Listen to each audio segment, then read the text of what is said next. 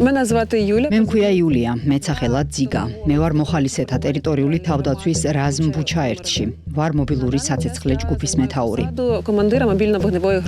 იულია სამოქალაქო თავდაცვის ძალების წევრია, რომელიც კიევის რეგიონს საჰაერო თავდასხმებისგან იცავს. ჩემი საქმეა უპილოტო საფრენი აპარატების წინააღმდეგ ცეცხლის კორექტირება. როდესაც პოზიციაზე მივდივართ და მტრის თვითმფრინავს ვამჩნევთ, მას ტყვიან ფრქვევიდან ვესვრით. მე ცეცხლის კორექტირებას ხმოვანი ბრძანებებით ან გეზავით ტყვეებით ვახდენ.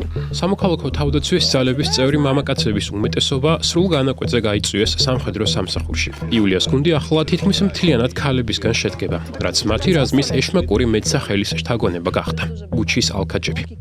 ბევრი ქალია, ვისაც სურს ქვეყნის თავდაცვაში წვლილი შეტანა, მაგრამ მათ ამის შესაძლებლობა არ აქვთ, რადგან შვილები ჰყავთ ან მუშაობენ. აქ მათ აქვთ შესაძლებლობა სამოქალაქო ცხოვრება სამხედრო სამსახურში შეუთავსონ. დანაყოფის წევრები ჩვეულებრივ სამსახურებში მუშაობენ, როგორც მასწავლებლები, ბუღალტრები და კოსმეტოლოგები. ერთი მოხალისე ვალენტინა ამბობს, რომ სამხედრო სამსახურს შესაბამისი გამოცდილების გარეშე შეუერთდა, მაგრამ საქმე სწრაფად ისწავლა. როდესაც პირველად გავშალე იარაღი, გაბრუებული ვიყავი. გამოდმებით ვეკითხებოდი, ეს რა არის, ეს სად მიდის, როგორ მოვარგო ეს ნაწილი, ამას რა ქვია და ყველაფერი ამიხსნეს. მოხალისეობა მათთვის ნიშნავს მოწყვეტას ყოველდღიური საქმიანობიდან და რაც ყველაზე მთავარია, საკუთარი ოჯახებიდან. სამოქალაქო ცხოვრებაში მე პირველ რიგში დედა ვარ. ჩემი ქალიშვილი 10 წლისაა. უთხარი ჩემს ქალიშვილს, რომ მინდოდა ქვეყნის დასაცავად წასვლა. მისი პირველი რეაქცია იყო, ვინ დამვარცხნის მას დილით სკოლამდე. ეს ბავშვის რეაქცია იყო, მას არ ესმოდა რა ხდებოდა.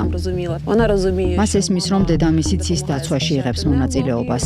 ძალიან მინდა, რომ ის ნაკლებად ღელავდეს, როცა სამოქალაქო თავდაცვაში ვარ. უკეთესი იქნებოდა ეფიქრა, რომ მთელი დღე ძაღლებს ვეთამაშები. ომი თითქმის 4 წელია მიმდინარეობს. უკრაინა ადამიანური რესურსების დეფიციტს ებრძვის. ქალების როლი სამხედრო სამსახურში სულ უფრო იზრდება. ამჟამად შეიარაღებულ ძალებში 70,000-ზე მეტი ქალი მსახურობს. მათთვის, ვინც ისეთ მოხალისეობრივ დანაყოფებშია, როგორიცაა ბუჩის ალქაჯები, სკორპი და რისკი ისეთივე რეალურია. თუმცა იულიასთვის ეს ყველაფერი ამად ღირს.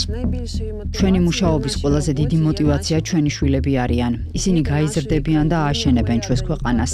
აღადგენენ მას იმის შემდეგ, რაც ახლა ხდება. ჩვენ გვინდა ვიყოთ თავისუფლები.